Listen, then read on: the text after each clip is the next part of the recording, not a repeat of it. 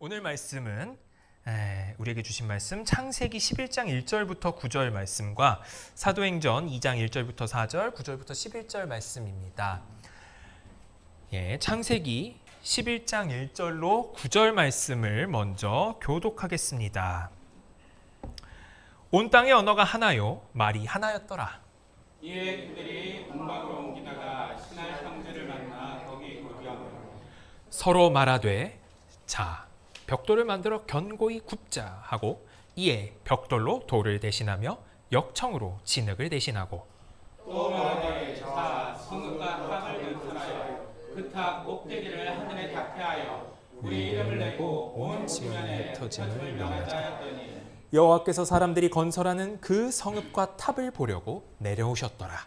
여호와께서 이르시되 이르시되 우리가 한 족속이요 언어도 하나이므로 이같이 시작하였으니 이후로는 그 하고자 하는 일을 막을 수 없으리.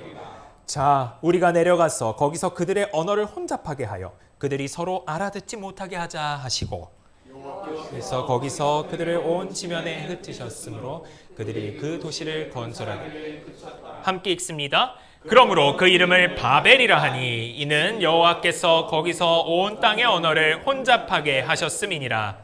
여호와께서 거기서 그들을 온 지면에 흩으셨더라. 아멘. 사도행전 말씀도 다시 한번 교독하겠습니다.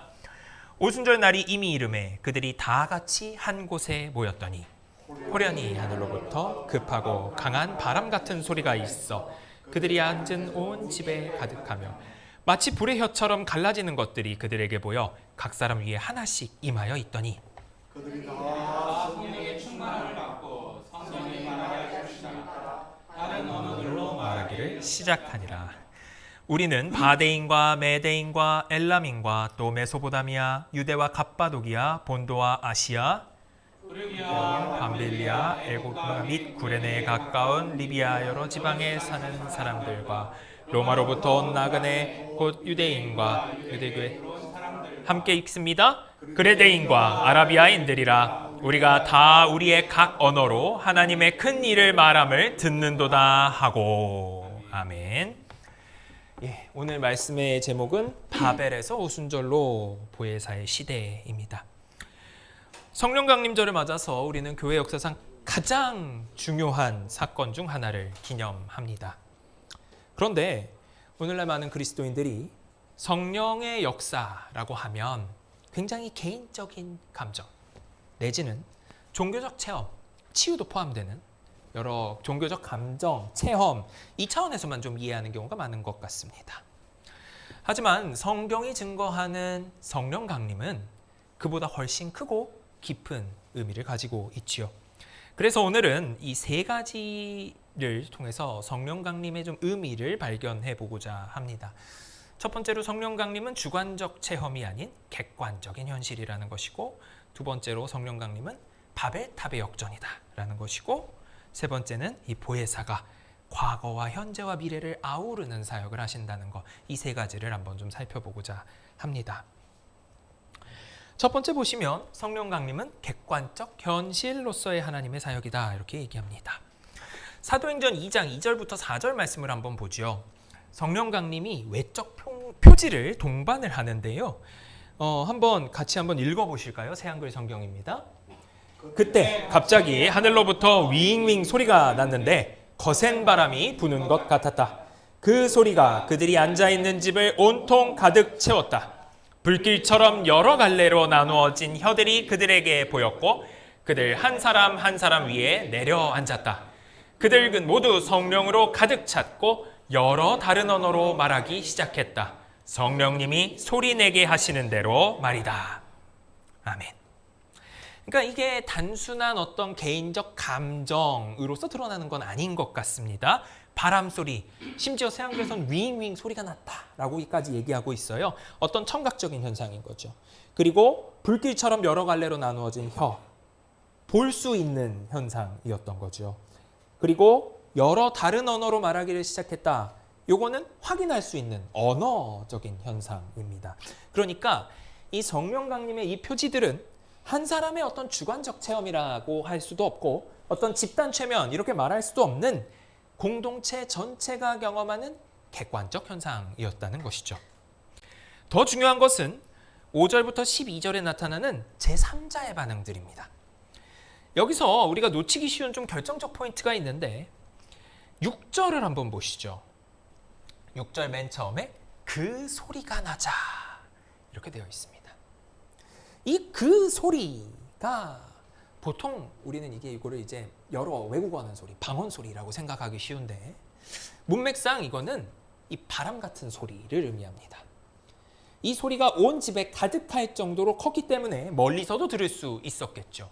집을 가득 채우는 소리면 왜 차를 가득 채우는 소리 정도만 돼도 밖에서 그 차 지나갈 때 그 차에서 뭐 듣고 있는지 다 들을 수 있거든요. 집을 가득 채우는 소리니까 모든 사람이 그 멀리서도 들을 수 있었을 거고요. 각 나라에서 온 유대인들이 이 온 소리를 듣고 뭔 일인지 알아보려고 모였을 겁니다. 이건 우리가 사도행전 공부할 때도 같이 나누었던 이야기입니다. 이게 매우 중요한 의미를 갖습니다. 이 성령 강림이라는 게 우연히 지나가던 사람들이 목격한 게 아니란 거죠. 하나님이 의도적으로 증인들을 모으신 사건인 겁니다. 소리를 내셔가지고 사람들을 모으신 사건인 거죠. 초자연적인 소리로 각 나라에서 온 소리, 그 많은 사람들을 한자리에 모으셨고 여러 성령의 역사를 목격하게 하신 겁니다. 사실 구약에서도 하나님이 강림하실 때의 사건, 어떤 패턴이 있습니다. 출애굽기 19장에서는 시내 산에서 하나님이 강림하실 때의 모습을 보여줍니다. 셋째 날 아침이 되었는데 번개가 치고 천둥 소리가 나고 짙은 구름이 산을 덮은 가운데 사냥 뿔나팔 소리가 우렁차게 울려 퍼졌습니다. 불 가운데서 그곳으로 내려오셔서 온통 연기가 자욱했고 온 산이 크게 진동했습니다. 이거는 하나님이 시내산에서 율법을 주기 위해서 내려오신 하나님의 임재의 장면을 객관적인 현상으로 기록해 놓은 것들입니다. 마찬가지로 열왕기상 18장에 보시면 갈멜산에서 엘리야가 바알의 선지자들, 바알과 아세라 선지자들과 대결하는 장면이 나와요. 그때도 모든 이스라엘의 백성이 모여서 하나님의 능력을 친히 목격하게 됩니다. 그러니 이 하나님이 오시는 사건은 누구든지 볼 수 있는 사건으로 온다는 거고요.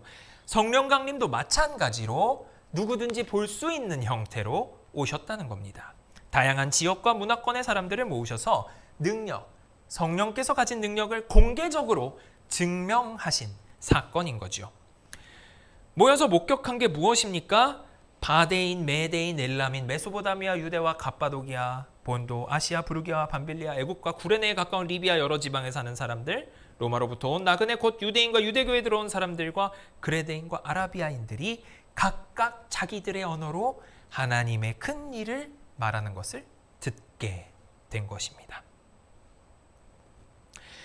언어학적으로도 말이 안 되죠. 이렇게나 많은 지역의 사람들이 각자 자기 말로 하나님의 말을 듣는다는 건 이건 언어적으로도 기적이라고 말할 수가 없겠습니다. 그래서 그들은 놀라서 기이하게 여기면서 이 일이 어떻게 된 것이냐라고 말하게 되죠. 다시 말씀드리지만 이것은 개인적인 착각도 아니고 집단적 최면도 아닙니다. 성령께서 내려온 것을 객관적으로 볼 수 있는 증거인 거죠. 증인을 미리 준비하고 소집시킨 하나님께서 그들에게 바로 볼 수 있는 것을 준비하신 겁니다.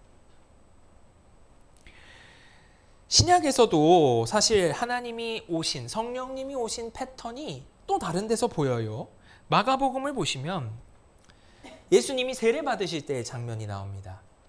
예수님이 세례 받으실 때 요단강에서 요한에게 세례를 받으시고 또 물에서 올라오실 새 하늘이 갈라짐과 성령이 비둘기같이 자기에게 내려옴을 보셨다.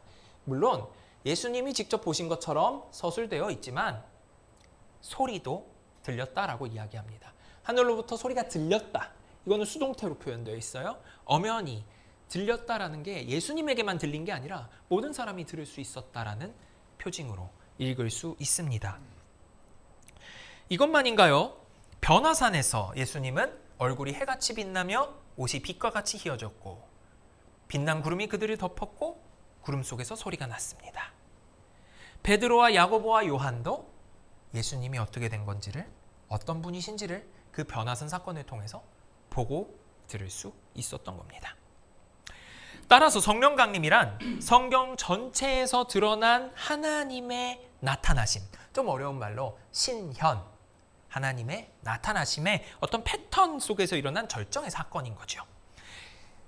하나님의 구원 역사 안에서 일어난 결정적이고 객관적 사건이었습니다. 그래서 오늘날 우리가 성령님이 역사하신 사건을 분별할 때도 이런 객관적 기준을 살펴봐야 하겠습니다. 개인적 감정, 주관적인 체험 이런 것보다도 하나님의 말씀, 교회 공동체의 증언, 그리고 성경이 증거하는 성령의 열매, 성령의 은사를 통해서 이게 참된 성령의 역사인지 아니면 일시적인 종교적 카타르시스인지를 구분해낼 수 있어야 하겠습니다. 그리고 우리 종교개혁자들은 이렇게 말해요. 성령께서는 지금도 말씀과 성례를 통해서 공동체의 삶과 증언을 통해서 객관적이고 확실한 방법으로 우리와 함께 역사하신다. 이렇게 말씀하십니다. 다음으로 넘어가 보죠. 바벨과 오순절이 무슨 연관이 있을까? 하나님의 역전 드라마다 이렇게 표현을 좀 했는데요. 일단 바벨탑의 문제를 한번 살펴보시죠. 창세기 11장의 바벨탑 사건을 살펴보면 이것은 하나님의 창조 질서에 대한 전면적 반역이다라고 말할 수 있겠습니다. 3절에서 이 공동번역 개정에서 뭐라고 얘기하는지 한번 같이 읽어볼까요? 의논하였다. 어서 벽돌을 빚어 불에 단단히 구워내자. 이리하여 사람들은 돌 대신에 벽돌을 쓰고 흙 대신에 역청을 쓰게 되었다. 또 사람들은 의논하였다. 어서 도시를 세우고 그 가운데 꼭대기가 하늘에 닿게 탑을 쌓아 우리 이름을 날려 사방으로 흩어지지 않도록 하자. 제가 붉은색으로 표시해 놓은 게 있죠. 첫 번째는 돌 대신 벽돌, 흙 대신 역청을 썼다라는 문제입니다. 개역개정 성경에서는 흙이라고 하지 않고 진흙이라고 표현하고 있어요. 이 재료의 대체, 요게 본질입니다. 하나님이 창조하신 돌, 진흙, 이 하나님이 만드신 재료잖아요. 요걸 버리고 인간이 만든, 요거를 한 번 더 가공해서 만든 벽돌과 역청으로 바꾼 겁니다. 하나님의 창조하신 자연보다도 인간의 손이 더 우수하다는 근본적 불신앙에서 온 것이라고도 볼 수 있겠습니다. 돌이란 하나님이 산에서 깎으신 재료일 거고 진흙이란 하나님이 인간을 지으실 때 사용한 재료일 텐데 이것이 충분하지 않았다고 여긴 것이죠. 더 나아가서 4절 말씀에서 성과 대를 쌓아서 꼭대기를 하늘에 닿게 해서 온 지면의 흩어짐을 면하자라고 이야기합니다. 이것은 창조 명령에 대한 전면적 거부라고 말할 수 있어요. 하나님은 인간을 지으시고 생육하고 번성하여 땅에 충만하라 라고 말씀하셨고 노아 홍수 이후에도 똑같은 말씀을 한 번 더 하십니다. 땅에 충만하려면 퍼져야 되잖아요. 그런데 이 사람은 어떻게 하죠? 이 사람들은 흩어짐을 면하자라고 말합니다. 한 곳에 집중돼서 살려고 한 거예요. 우리 이름을 내자라고 얘기하면서 하나님의 영광보단 자기 영광을 추구했습니다. 하늘에 닿는 탑을 쌓는다는 거 하나님의 영역을 침범하려는 시도였던 거예요. 이러한 전면적인 문제가 바벨탑에서 드러나고 있습니다. 그런 반역의 결과는 어떻게 됐죠? 여호와께서 거기서 그들의 언어를 혼잡하게 하셨다. 서로 알아듣지 못하게 하셨다. 인간의 교만과 자리부지가 가져온 것은요, 결국 소통의 단절과 공동체의 해체로 이어졌습니다. 언어의 혼잡이란 단순한 의사소통 문제가 아닙니다. 언어라는 것이 문화, 사고방식의 기본 틀을 형성하기 때문에 언어가 달라진다는 건 서로를 이해할 수 없는 근본적인 분열을 가지고 오게 되는 겁니다. 하나님 없이 통일을 이루려고 했는데 결국 근본적 분열로 끝났고요. 인간의 기술로 쌓으려던 안전, 이 올라가던 탑, 이것은 흩어짐으로 결론 지어지게 되었죠. 즉 이 흩어짐은 심판으로서의 흩어짐이 된 겁니다. 자, 그런데 오순절에 일어난 일을 한번 볼까요? 바벨에서 흩어진 언어들이 다시 소통의 도구가 되었습니다. 각각 자기의 난 곳 방언으로 하나님의 큰 일을 말함을 듣는다. 여기서 중요한 것은 재료도 역전되었고 방법도 역전되었다는 이야기가 중요하겠습니다. 바벨탑은요, 인간이 만든 벽돌과 역청으로 쌓았다면 오순절은 인간이 이 언어들을 배운 게 아니잖아요. 지금 이 제자들이 이 언어들을 어떻게 하게 됐습니까? 하나님이 부어주신 성령 충만함으로 하게 되었죠. 근원이 다른 겁니다. 이 사람들이 그 나라 이중 언어를 할 수 있었다, 이게 중요한 게 아니에요. 이 사람들이 그 말을 배워서 한 게 아니니까. 바벨에서는 인간의 영광을 위해서 우리 이름을 내자라고 했는데 오순절에서는 하나님의 영광을 위해서 하나님의 큰 일을 선포합니다. 바벨에선 흩어짐을 면하려 하였고 흩어졌지만 오순절에서는 복음 전파를 위해서 흩어집니다. 흩어짐은 심판이 아니라 하나님의 일을 위한, 하나님의 명령을 수행하기 위한 순종의 결과, 창조 명령의 실현이 된 거죠. 흩어짐의 의미가 뒤집어진 겁니다. 말씀을 같이 한번 볼까요? 이 흩어짐의 결과, 바벨탑의 결말은 심판이었습니다. 거기서 그들을 온 지면에 흩으셨다. 하지만 오순절의 결말은 구원이었습니다. 그날 신도의 수가 3,000이나 더했다. 3,000명인지 이게 정확한 숫자인지는 중요하지 않아요. 많이 구원 받았다는 게 중요한 겁니다. 그러니 이는 단순하게 개인 구원의 차원에 멈춰 있을 게 아니라 우주적으로 구원이 시작됐다라고 볼 수 있는 거예요.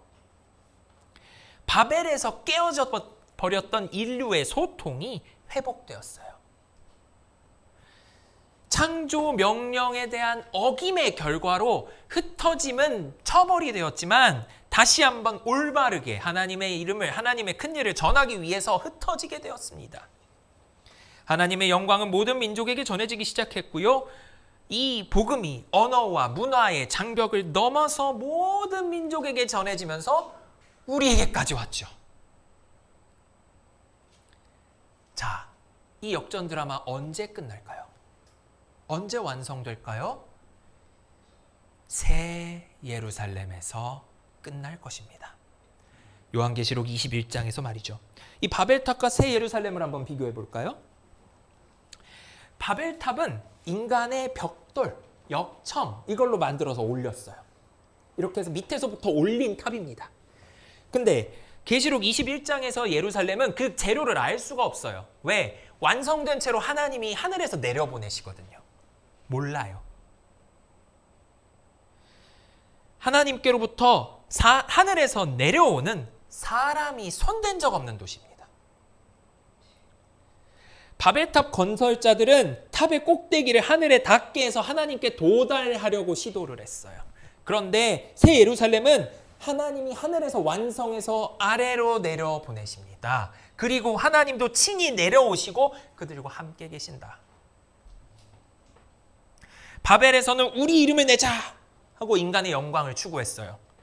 그런데 새 예루살렘에서는 뭐가 빛납니까? 하나님과 어린 양의 영광이 빛납니다. 그게 태양을 대체해버립니다. 해가 필요 없어요. 달도 필요 없어요. 이 영광이면 충분해요. 그리고 언어. 바벨에서 혼잡해졌던 언어들은 새 예루살렘에서는 모든 민족과 백성과 방언이 아무도 능히 셀 수 없는 큰 무리가 한 목소리로 구원하심이 보좌에 앉으신 우리 하나님과 어린 양에게 있다라고 찬양하게 됩니다. 완전한 소통으로 회복되는 거죠. 각자 자기가 익숙한 말을 할걸요? 능히 알아들을 수 없는, 능히 셀 수 없는 모든 방언이라고 했으니 모든 언어일 거예요. 모든 언어로 하나님을 찬양을 할 거고, 그런데 그때는 우리가 알아들을 겁니다. 그 내용을 말이죠. 바벨에선 흩어짐이 저주였지만 오순절 이후에는 흩어짐이 복음 전파의 통로가 되고 새 예루살렘에서 그 모든 흩어짐이 다시 완전하게 모일 것입니다. 완전한 도시, 완전한 소통, 완전한 연합의 선물. 그것을 우리가 기대할 수 있겠죠. 요한계시록 7장 9절부터 10절 말씀을 같이 한번 읽어볼까요? 그 뒤에 내가 보니 아무도 그 수를 셀 수 없을 만큼 큰 무리가 있었습니다. 그들은 모든 민족과 종족과 백성과 언어에서 나온 사람들인데 흰 두루마기를 입고 종려나무 가지를 손에 들고 보좌 앞과 어린 양 앞에 서 있었습니다. 그들은 큰 소리로 구원은 보좌에 앉아 계신 우리 하나님과 어린 양의 것입니다 하고 외쳤습니다. 아멘.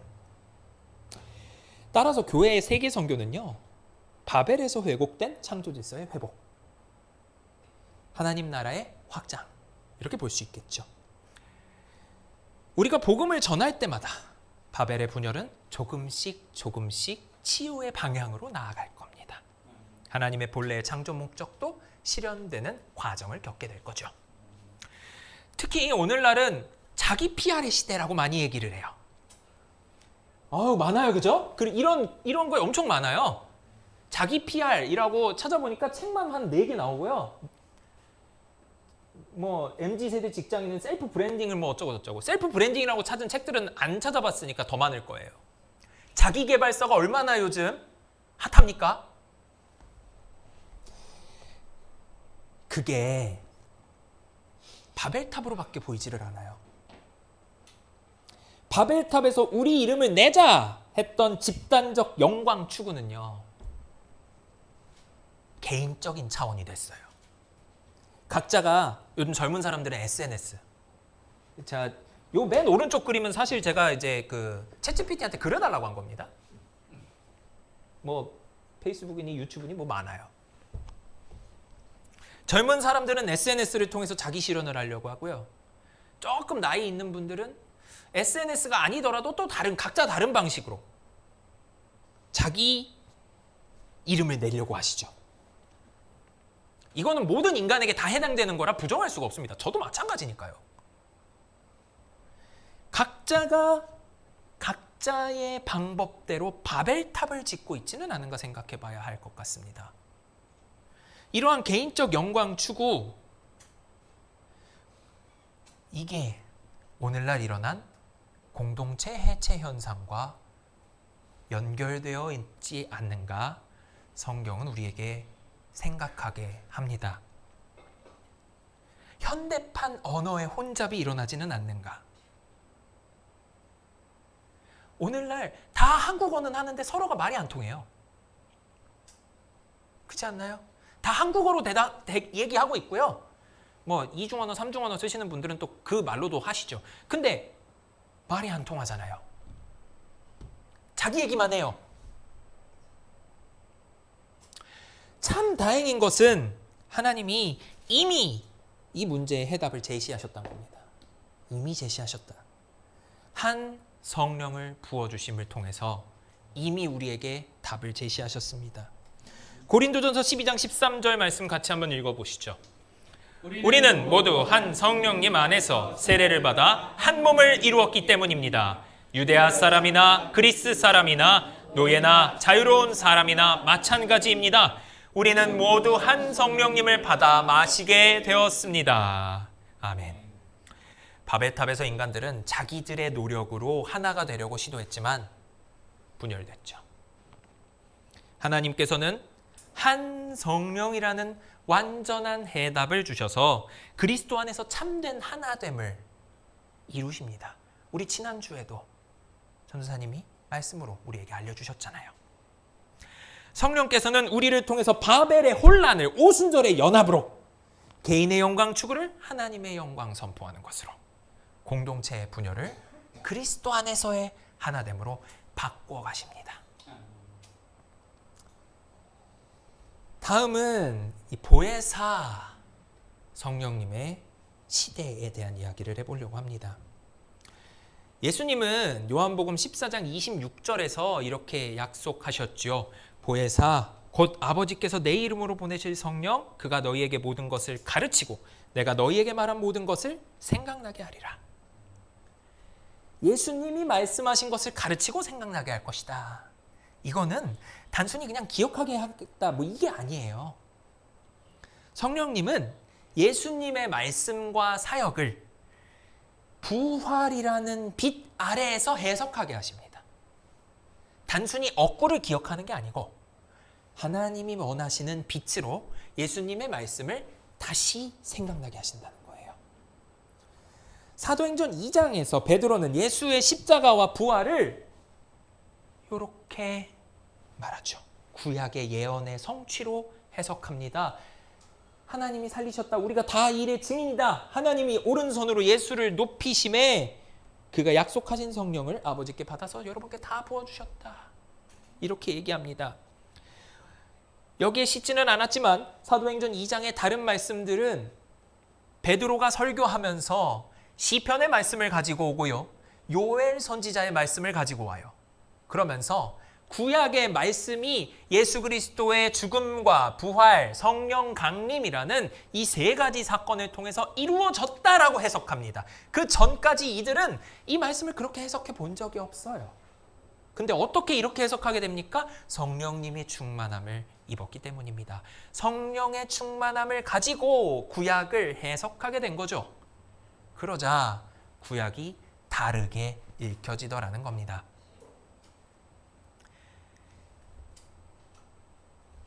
그리고 성령님은 지금 우리의 삶 속에서 그리스도를 증거하시고 또 구원의 확신도 주십니다. 공동번역에서는 요한복음 15장 26절을 이렇게 말씀하십니다. 같이 한번 읽어보시죠. 내가 아버지께 청하여 너희에게 보낼 협조자 곧 아버지께로부터 나오시는 진리의 성령이 오시면 그분이 나를 증언할 것이다. 아멘.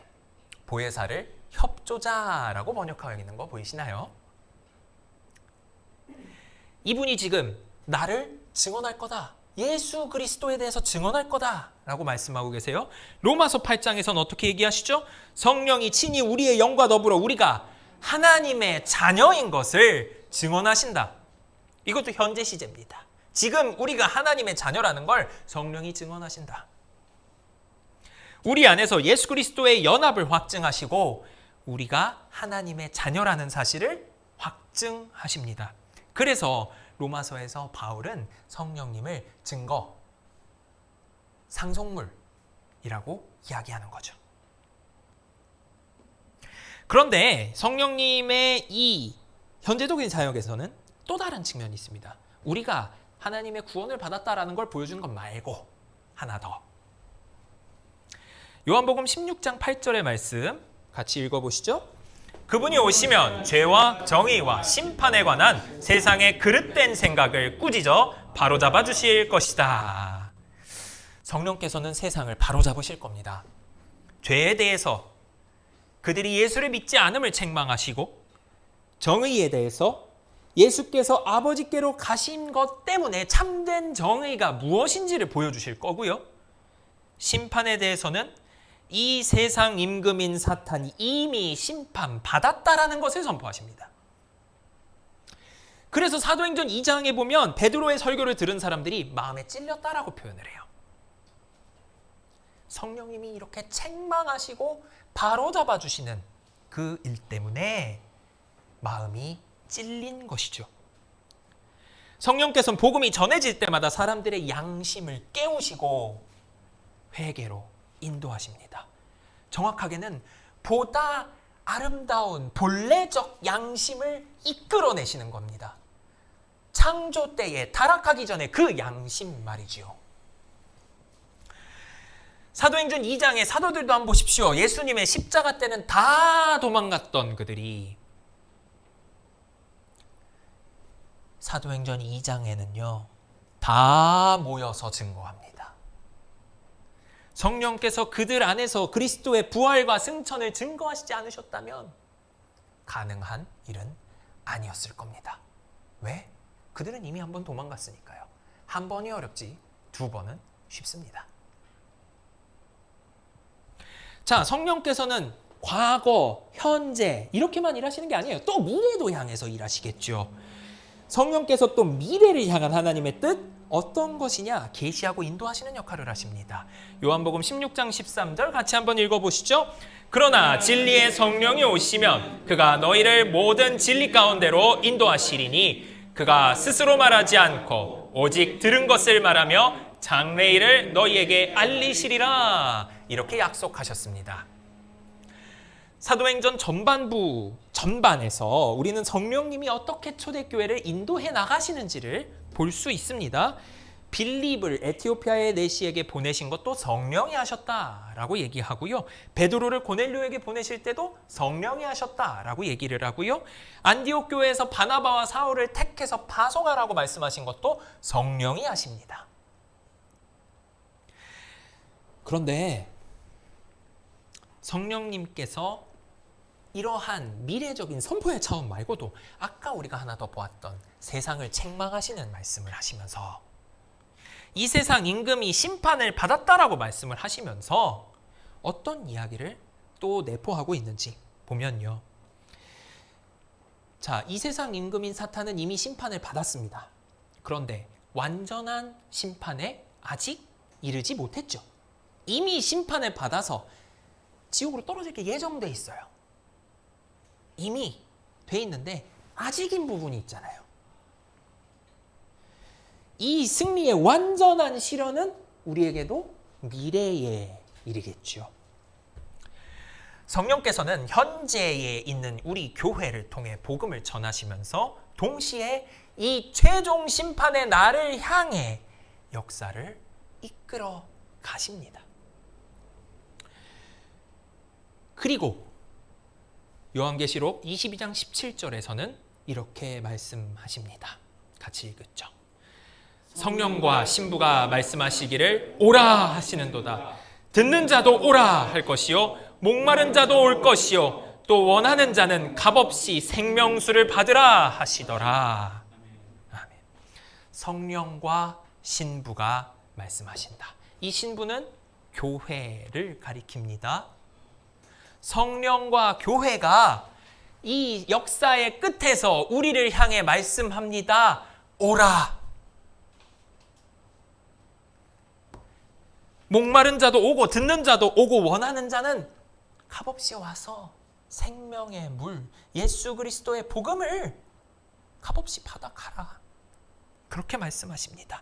그래서 성령은요, 우리에게 어떤 걸 요구하시냐? 그리스도의 재림과 최종 심판을 고대하며 교회로 하여금 마라나타 주 예수여 오시옵소서 하고 고백하게 하십니다. 로마서 8장 23절에서 바울은 말합니다. 세 번역에서 같이 한번 읽어볼까요?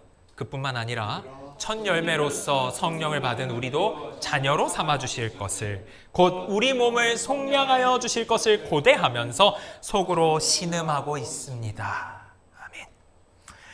성령님께서는 현재 우리 안에서 구원을 확증하시면서 동시에 미래에 완성될 것을 소망하게 하십니다. 이미 구원받았지만 완성되지 않은 상태에서 살아가는 거죠. 성령께서는 이러한 종말론적 긴장 가운데 우리가 살 수 있도록 바르게 살 수 있도록 하나님의 뜻대로 살 수 있도록 우리를 인도하시고 소망을 주십니다. 결론입니다. 성령 강림절을 맞아서 우리 세 가지 중요한 진리를 확인을 했습니다. 성령 강림이란 개인적 체험을 넘어서는 객관적 사역이다. 하나님께서 초자연적인 소리로 증인을 소집하시고 검증 가능한 방법으로 당신을 드러내셨습니다. 우리의 감정이나 체험은 성령의 역사를 판단하는 기준이 아니고 오직 하나님의 말씀과 공동체의 증언이 그 기준이 됩니다. 두 번째, 성령 강림이란 바벨탑 사건의 완전한 역전이다. 인간의 교만과 자립이 가져온 분열과 혼란을 하나님께서는 은혜와 구원으로 치유하셨습니다. 벽돌과 역청으로 쌓으려던 인간의 제조품은 무너졌지만 성령의 능력으로 이루어진 교회는 영원한 하나님 나라로 확장되어 갑니다. 세 번째, 보혜사 성령께서는 과거, 현재, 미래를 아우르는 사역을 하십니다. 과거의 말씀을 깨닫고 그 말씀을 다시 보게 하시고 현재의 삶에서 그리스도를 증거하시고 미래의 완성을 거기까지 우리를 인도하십니다. 그리고 이 모든 것은 언제 완성됩니까? 새 예루살렘에서 완성될 겁니다. 바벨탑에서 시작된 인간의 반역은 오순절에서 치유의 시작을 경험한 거고 사람이 전혀 손댄 적 없는 하나님의 완전한 도시에서 최종 완성될 것입니다. 그날에는 각 나라와 족속과 백성과 방언에서 모든 성도들이 한 목소리로 하나님과 어린 양을 찬양할 것입니다. 여러분, 오늘 우리도 이 성령의 역사에 참여하는 하나님의 백성입니다. 성령께서 우리를 통해 바벨의 혼란을 오순절의 연합으로, 분열을 화해로, 절망을 소망으로 바꿔가십니다. 우리는 이 모든 사역이 주님의 재림과 새하늘과 새 땅에서 성취될 그날을 기다리면서 고통스럽지만 신음하지만 이 사역을 감당해 나가는 겁니다. 성령 강림절을 맞아서 우리 모두가 성령의 인도하심을 받아서 하나님 나라 확장에 참여하고 그리스도의 재림을 기다리며 성령께서 주시는 완전한 소망 가운데 살아가는 복된 그러한 주일 될 수 있도록 주님의 이름으로 여러분을 초대합니다.